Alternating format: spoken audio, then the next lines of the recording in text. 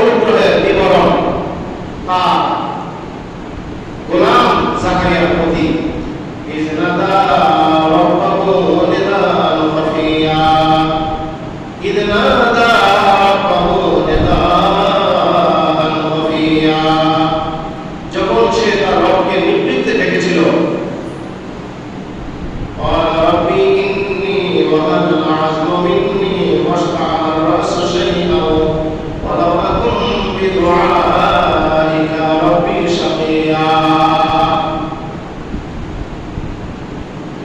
সে বলেছিল আমার অস্থিতি দুর্বল হয়েছে, বার্ধক্য আমার মস্তক শুভ্র হয়েছে, এ আমার রব তোমাকে দেখে আমি কখনো ব্যর্থ হইনি।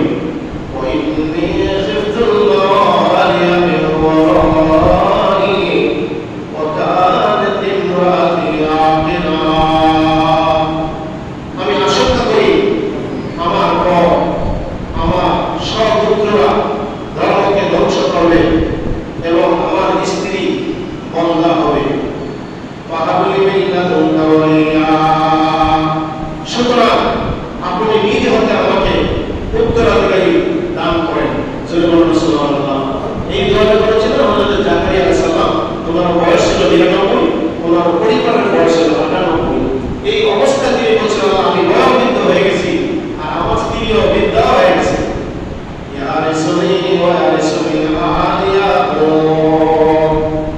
যে আমার এবং ইয়াকুবের বংশের উত্তরসূরি হবে সে আমার রব, তাকে আপনি কি করেন সন্তুষ্ট ভাজন করেন। আর আপনি তাকে কি করেন সন্তুষ্ট করেন। ইয়া যাকারিয়া ইন্না নুবাশশিরুকা বিগুলামিন ইসমুহু ইয়াহইয়া, হে যাকারিয়া আমি তোমাকে এক পুত্রের সুসংবাদ দিচ্ছি, তার নাম হবে ইয়াহইয়া। বলেন সুবহানাল্লাহ।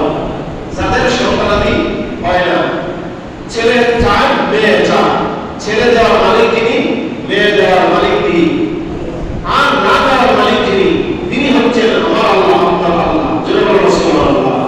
একটা মানুষ কতদিন পর্যন্ত ধৈর্য ধারণ করতে পারে? তবে মানুষের তিনটা জিনিসের কামনা যাচ্ছে না, কখনো শেষ হয় না। তিনটা জিনিস হলো কিতাবের মধ্যে এসেছে। একটা হলো মানুষের যৌবনকাল, কখনো মানুষ বৃদ্ধ হতে চায় না, বয়স হতে চায় না। আর একটা হলো অর্থ সম্পদ। অর্থ সম্পদ জাগতিক মানুষের যত বেশি দরকার তার চেয়ে আরো বেশি প্রয়োজন। ঠিক না সবাই? তৃতীয় নম্বর হচ্ছে মুশকিল গুরুত্বপূর্ণ। তৃতীয় নম্বর হচ্ছে মানুষ সারা জীবন বাঁচতে চায়। কি জীবন বাঁচতে চায়? আমি যেন অনধিকাল অনন্তকাল বেশি যেন হায়াত পাই। সুবহানাল্লাহ। হায়াতের মালিকে হায়াতের মালিকে আল্লাহ। মানুষকে জীবনের শক্তি আল্লাহ দান করে, আল্লাহ আস্তে আস্তে সীমিত করে দেয়। জাকারিয়া আলাইহিস সালাম আল্লাহ রাব্বুল কাছে কাঁদতে কাঁদতে বলছে, আল্লাহ আপনি আমাকে সন্তান দেন, কিন্তু আপনি ইচ্ছা করলে এখনো দিতে পারেন। বলেন সুবহানাল্লাহ। আল্লাহ বলেছেন ইয়া জাকারিয়া, ও জাকারিয়া ইন্না নিশ্চয়ই নুবাশশিরুকা বিগুলামিন, আমি তোমাকে এমন একটি গোলাম দান করব, ইসমুহু ইয়াহইয়া, তোমার নাম জাকারিয়া, আর তোমাকে যে সন্তান দান করব তোমার সন্তানের নামটা আমি আল্লাহ রেখে দিলাম ইয়াহইয়া। বলেন সুবহানাল্লাহ। লাম্মা জাআলনাহু মিন ক্বাবলু সামিয়া, আল্লাহ পাক বলেন এর আগে কোন নবী পয়গম্বর অথবা তাদের সন্তান সন্ততির নাম আমি আল্লাহ তারা রেখে দেই না, তারা রাখতো, কিন্তু তোমার সন্তানের নামটা আমি আল্লাহ তাআলা নিজে রাখিয়া দিলাম। বরকতপূর্ণ আছে না নাই? আরে বলেন বরকত আছে না নাই? কম না বেশি? বেশি। ইতিপূর্বে মানে এর আগে পূর্বে আমি কারো নামকরণ করিনি। আল্লাহ নবীদের নাম আল্লাহ দিয়েছেন, কিন্তু তাদের কারো সন্তানদের নাম আল্লাহ রেখে দেন নাই। কিন্তু জাকারিয়া আলাইহিস সালামকে আল্লাহ যে সন্তান ইয়াহইয়া নামক আল্লাহ দান করেছে, জাকারিয়া আলাইহিস সালামের সন্তান, এই সন্তানের নামটা স্বয়ং আল্লাহ পাক রেখে দিয়েছেন। জোরে জোরে বলুন সুবহানাল্লাহ। আর কি বলেছেন?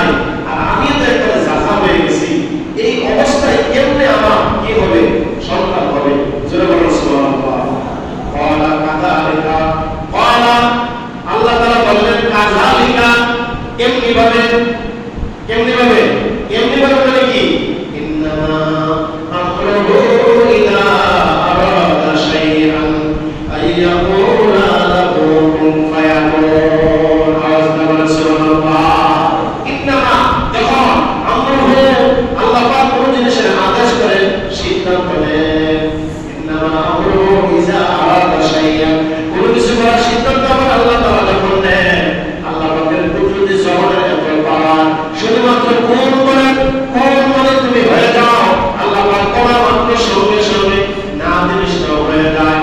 যাকারিয়া সালাম ওনার বিবির সন্তান ছিল না, কিন্তু আল্লাহ পাক কুদরতি জবান দিয়ে পূরণ করার সঙ্গে সঙ্গে তা হয়ে গেল। জোরে জোরে বলো সুবহানাল্লাহ। কেমনে হয়ে গেল? কাযালিকা, এমনি ভাবে।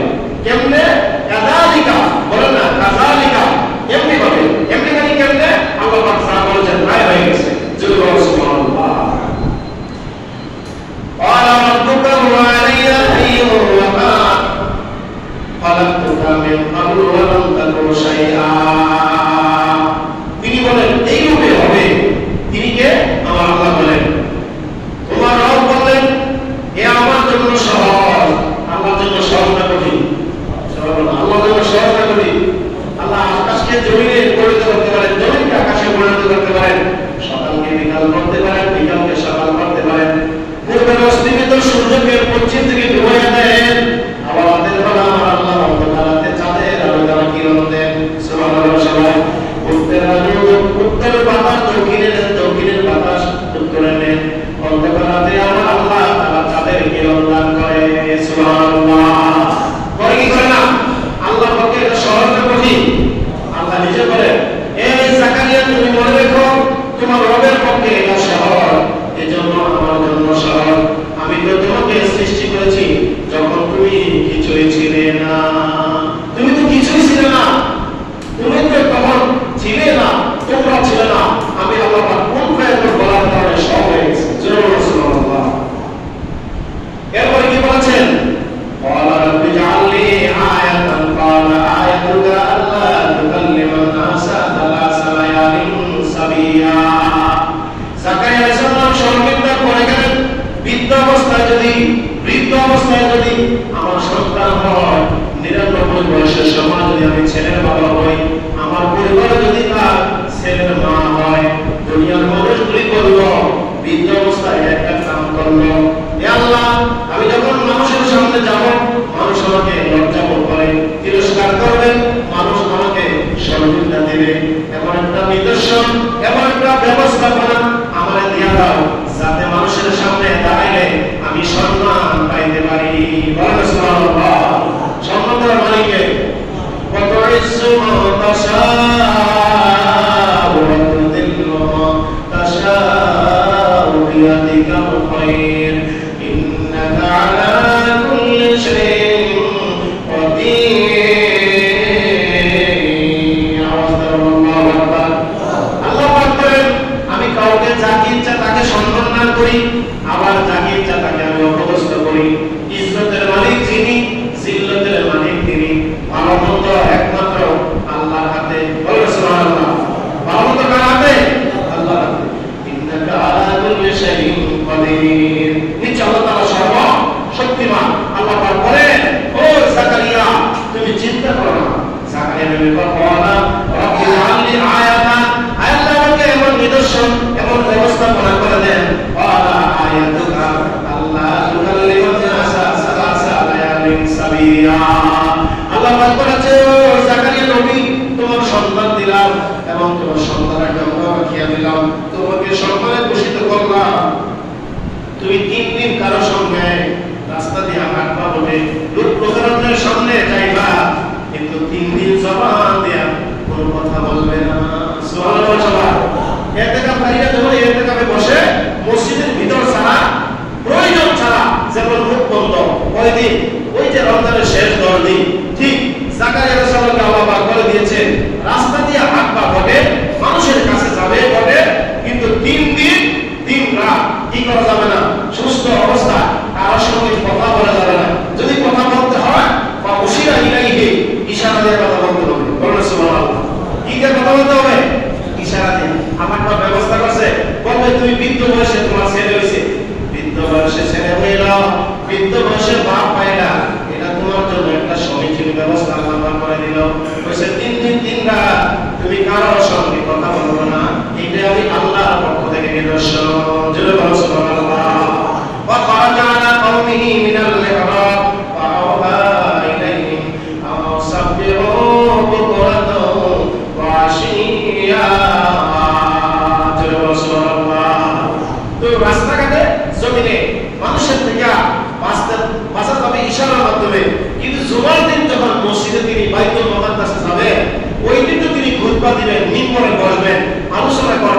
সেদিন তো আর মুখ বন্ধ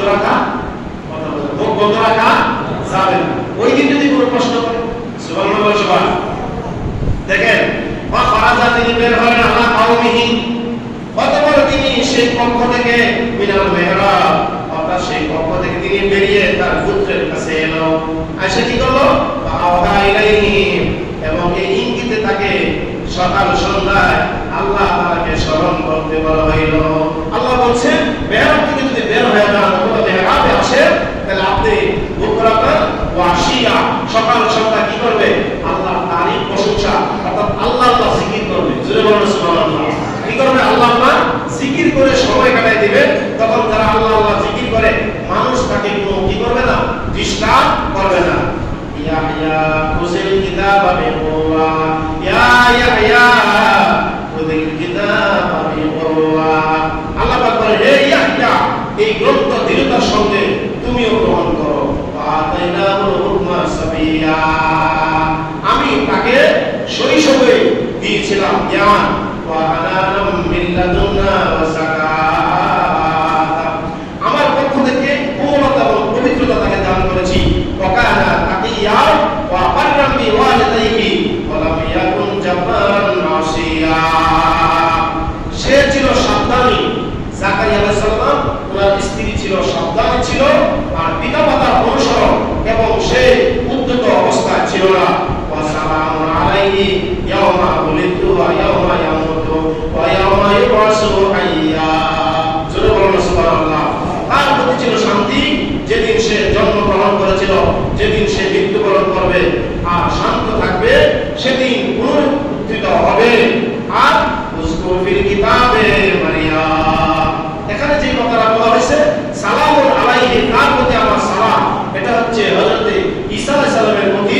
ঈসা আলাইহিস সালাম মা মরিয়মের গর্ভ থেকে পিতাবিহীন যখন পৃথিবীতে আগমন করলেন, তেমনি ভাবে মরিয়ম আলাইহিস সালাম লজ্জাবোধ করেছিলেন যে আমি মানুষের কাছে কি কথা বলবো আর কেমনে মানুষের মুখে আমি রূপ দেখাবো।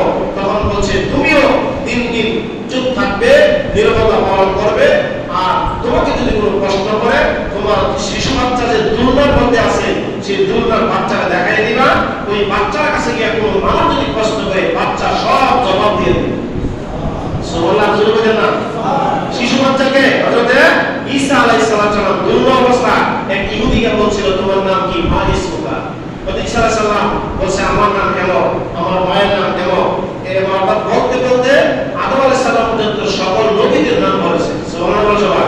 এবং আমাদের নবীর নাম পর্যন্ত বলেছে। ইহুদিরা বলতেছে বাচ্চারা শুধু নিজের নাম বলছে, আর এই বাচ্চা বলতে বলতে সাইয়েদনা আদম আলাইহিস সালামের নাম পর্যন্ত বলেছে। বলেন সুবহানাল্লাহ। এরপরে বলেছে ইন্নী আব্দুল্লাহ, আমি আল্লাহর একজন বান্দা। আনা রূহুল্লাহ, আল্লাহ পাক আমাকে আল্লাহর পাকের রূহ দিয়ে আমাকে কি করেছেন, অর্থাৎ রূহের মাধ্যমে আল্লাহ পাক জিবরাইলের ফুৎকা, যে রূহটা ছিল আল্লাহর আদেশ, একটা রূহ থেকে আমাকে সৃষ্টি করেছেন। আর আল্লাহ পাক আমাকে দুর্ন অবস্থায় নবী হয়ে পৃথিবীতে প্রেরণ করেছেন। আর জোরে বলুন সুবহানাল্লাহ। ওই দিন আল্লাহ পাক আমাকে সালাম দিয়েছে, অর্থাৎ ঈসা আলাইহিস সালামকে আল্লাহ পাক সালাম দিয়েছে। ইয়াউমা উলিদা, যেদিন আমি জন্মগ্রহণ করেছি। ওয়া ইয়াউমা ইয়ামুতু, যেদিন আমি মৃত্যুবরণ করব সেদিনও। ওয়া ইয়াউমা ইউবাসু হাইয়া, আর যেদিন দুনিয়া থেকে বিদায় হয়ে যাওয়ার পরে হাসরের ময়দানে আবার উঠব, ওই দিনও আল্লাহ পাক আমাকে সালাম দিবেন। জোরে বলুন সুবহানাল্লাহ। সালাম মানে শান্তি। ওয়াজকুর ফিল কিতাবে মারইয়াম, আল্লাহ পাক বলেন বর্ণনা করো সেই গ্রন্থের মারইয়ামের কথা। ইজিন তাবাযাত মিন আহলিহা মাকানান শারকিয়া, যখন সে পরিবার হতে শহরের পূর্ব দিকে এক স্থানে সে আশ্রয় নিয়েছিল। ফাত্তাখাযাত, কি করলো? ফাত্তাখাযাত মিন দুনিহিম হিজাবা, আর এই স্থান থেকে সে পূর্ব দিকে কি হলো? এক স্থানে আশ্রয় নিল। পরে সে নিজেকে কি করলো? আরাম করার জন্য পর্দা করলো। ফাআরসালনা ইলাইহা রূহানা ফাতামাসসালা লাহা বাশারান সাবিয়া, অতঃপর আমি তার নিকট একজন ফেরেশতা পাঠাইলাম। জোরে বলুন সুবহানাল্লাহ। আর সে তার নিকট মানব আকৃতিতে আত্মপ্রকাশ করলো। আর কি করলো? ক্বালাত ইন্নী আউযু বিররহমানি মিনকা ইন কুনতা তাকিয়া। মা হযরত মরিয়ম আলাইহিস সালাম একদা তিনি গোসল করতেছিলেন। ইন্দা মিন্দাই ইত্তরসারে এক যুবক উগ্র চোখ সুন্দর চেহারা মাথার উপরে দাঁড়ায় আছে। সুবহানাল্লাহু আকবার। মরিয়ম আলাইহিস সালাম বলছে আমি আল্লাহর কাছে সাহায্য চাই, প্রার্থনা চাই। এ তুমি কে আছো? আমারে তুমি বেয়াদবি করো না। আমার গোসলের সময় যে এখন আমি পর্দা করতে আসি। জোরে জোরে সুবহানাল্লাহ। আসলে এটা যুবক নয়, এটা হচ্ছে আল্লাহর দূত হযরত জিবরাইল আলাইহিস সালাম। জোরে বলো সুবহানাল্লাহ। এটাকে হযরত জিবরাইল আলাইহিস সালাম। আর নবী সাল্লাল্লাহু কি বললেন? নিজে তার মানবতাতে আত্মপ্রকাশ করেছে জিবরাইল। আর মরিয়ম বলল আমি তোমার হাতে দয়াময়কে স্মরণ করছি, যদি তুমি আল্লাহ ভীরু হও তাহলে এখন থেকে সরে যাও। আল্লাহু আকবার বলো সবাই। ওয়া ইন্নামা আনা রাসূল রাব্বি, সে বলল আমি তো শুধুমাত্র তোমার রব প্রেরিত তোমাকে এক পুত্র সন্তান দান করতে এসেছি। জোরে বলো সুবহানাল্লাহ। আসল কথা বলতেছে যে আমি এসেছি আহাবা লাকি গোলামান জাকিয়া, আমি তোমাকে একটি পুত্র সন্তান অর্থাৎ পবিত্র একটি সন্তান তোমাকে আল্লাহর পক্ষ থেকে দেওয়ার জন্য এখানে এসেছি। জোরে জোরে বলো সুবহানাল্লাহ। তখন মরিয়ম সালাম বলতেছেন আল্লাহুম্মা ইয়াকুনু লি গোলামুন ওয়া লাম ইয়ামসাসনি বাশারুন ওয়া লাম আকু বাগিয়া। মরিয়ম সালাম বলতেছেন তিনি বললেন আন্না ইয়াকুনু লি গোলাম, যে আমার কিভাবে গোলাম হবে, বাচ্চা হবে। ওয়া লাম ইয়ামসাসনি বাশা, আমার তো কোনো পুরুষের সঙ্গে বিয়ে হয় না। জোরে বলো সুবহানাল্লাহ। মরিয়ম সালামের কোনো স্বামী ছিল? কথা বলেন। ঈসা আলাইহিস সালামের বাবা ছিল? নাই। আদম আলাইহিস সালামের মাও নাই, বাবাও নাই। হাওয়া আলাইহিস সালামের মাও নাই, বাবাও নাই। এদিক থেকে ঈসা আলাইহিস সালামকে আদম আলাইহিস সালামের তুলনা দেওয়া হয়েছে বাবার ক্ষেত্রে, কিন্তু ঈসা আলাইহিস সালামের মা আছে, বাবা নাই। কিন্তু মরিয়ম আলাইহিস সালাম বলতেছে আল্লাহুম্মা ইয়াকুনু লি গোলাম, আমাকে কিভাবে গোলাম দিবেন? গোলাম শাস্তি বাশারা, কোন মানুষের সঙ্গে মানুষ আমাকে স্পর্শ করার তার সাথে আমার বিবাহ বন্ধন হয় নাই।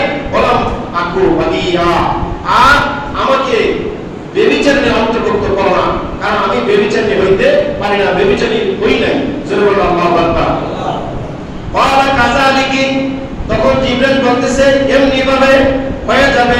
ওয়ালা রাব্বুকি ওয়া আলাইয়া আইন, সে বলো এইরূপে হবে, তোমার রব বলেছেন এ আমার জন্য সহজ। তোমার রব তোমাকে দিতেছে ওয়ালিনা জাআলাহু আয়াতাল লিন-নাস রাহমাতাম মিন্না, আমি তাকে সৃষ্টি করব মানুষের জন্য এক নিদর্শন, আমার রহমত স্বরূপ। জোরে বলুন সুবহানাল্লাহ। ওয়া কানা আমরান মাকদিয়া, আর এত এক স্মৃতিকৃত ব্যাপার, এটা হচ্ছে আজীব ব্যাপার। আমার তো ফান্তাবাযাত বিহি মাকানান কাসিয়া, আর অতঃপর তার গর্ভে সন্তান স্থির হল। তৎপর সে এক দূরবর্তী স্থানে গেলেন। ফাজা আল মাখাদু ইলা জিজিন নাখলা, প্রসব বেদনা যখন শুরু হবে, খেজুর বৃক্ষের তলে তখন মরিয়ম আলাইহিস সালাম আশ্রয় নিলেন। আর যাওয়ার জন্য বাধ্য হলেন। ক্বালাত ইয়া লাইতানি মিতু ক্বাবলা হাযা ওয়া কুনতা নাসিয়া মানসিয়া, তখন বলছে আল্লাহ সন্তান হওয়ার আগে, আমার সন্তান পৃথিবীতে আসার আগে আমাকে যদি দুনিয়া থেকে বিদায় করে নিতে পারতাম, আর এই পূর্বে আমি যদি মরে যেতাম তাহলে মানুষের স্মৃতি থেকে আমি বিলুপ্ত হয়ে যেতাম। ফালাদাহা মিন তাহতি আল্লাহ তাআজামি ফাজআল রাব্বুকা তাআতিকা সামিয়া, অর্থাৎ সারিয়া, আর তার নিম্ন পার্শ্ববর্তী ফেরেশতারা ডাক আসলো, দুঃখ করো না, সৃষ্টি করেছেন তোমার নিজ দিয়ে তোমার রব এক নহ। জোরে বলুন সুবহানাল্লাহ। গাছের ডালা ধরে তিনি চাকুরে দিলেন, গাছের থেকে খেজুর ফল, আর তার তলদেশ থেকে আল্লাহ পাক কি করে দিলেন? ঝর্ণা পয়দা করে দিলেন। জোরে বলুন সুবহানাল্লাহ। খাওয়া দাওয়া রিজিকের মালিক, এই সমস্ত ব্যবস্থা করার মালিক কে? আল্লাহ। জোরে বলুন সুবহানাল্লাহ। ওয়া বুসি ইলাইকি বিজিজিন নাখলাতি তুসাকিদ আলাইহি রুতাবান জামিয়া, তুমি খেজুর বৃক্ষের কাণ্ডে নাড়া দাও, মানে ডালের মধ্যে নাড়া দাও, তোমাকে সুপরিপক্ক তাজা খেজুর আল্লাহ পাক দান করবে। সুবহানাল্লাহ সবাই। আর ফাকুলি ওয়াশরাবি ওয়া কাররি আইনা, আর আহার করো, পান করো, তোমার চক্ষু জোড়ায় নাও, যত খাবার খাইবা তত তোমার ইমেজ বাড়বে, তত তোমার টেনশন দূর হবে, তোমার শরীরের মধ্যে শক্তি বর্ধন হবে। জোরে বলো সুবহানাল্লাহ। ওয়া ইম্মা তারাইন্না মিনাল বাশারি আহাদা, মানুষের মধ্যে কাউকে যদি তুমি এরকম দেখো, তখন বলো আমি আল্লাহর উদ্দেশ্যে মত অবলম্বনের জন্য মান্নাত করেছি। আর ফাকুলি ইন্নী নাযারতু লির-রাহমানি সাওমা, সুতরাং আজ আমি কোন মানুষের সঙ্গে কথা বলবো না। তখন সে বলল যে আমি আজ রোজা বসছি। জোরে বলো সুবহানাল্লাহ। আর আমি মান্নাত করেছি রহমানের জন্য রোজা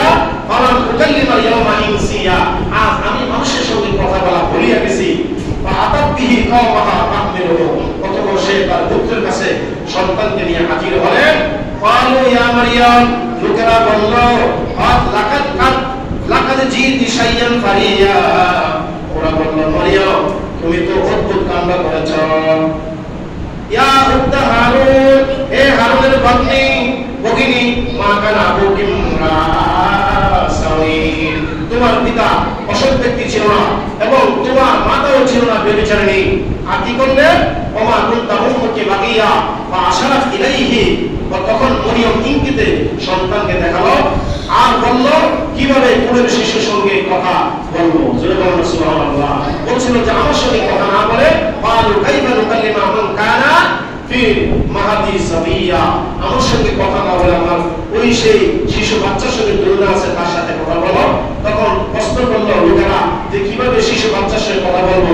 ক্বালা ইন্নী আব্দুল্লাহ, প্রশ্ন করা মাত্র হযরত ঈসা আলাইহিস সালাম বলে দিলেন আমি আল্লাহর বান্দা। জোরে বলুন সুবহানাল্লাহ।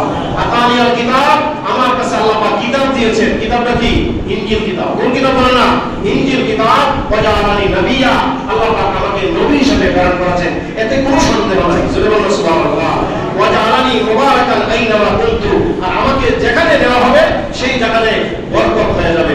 অর্থাৎ ঈসা আলাইহিস সালামকে কোন জন্মান্ত রোগী যদি কোলে লইত আর ঈসা আলাইহিস সালামের হাত বুলানোর সঙ্গে সঙ্গে তার হাত ও চক্ষু আল্লাহ পাক তার চক্ষু ফিরিয়ে দিতেন।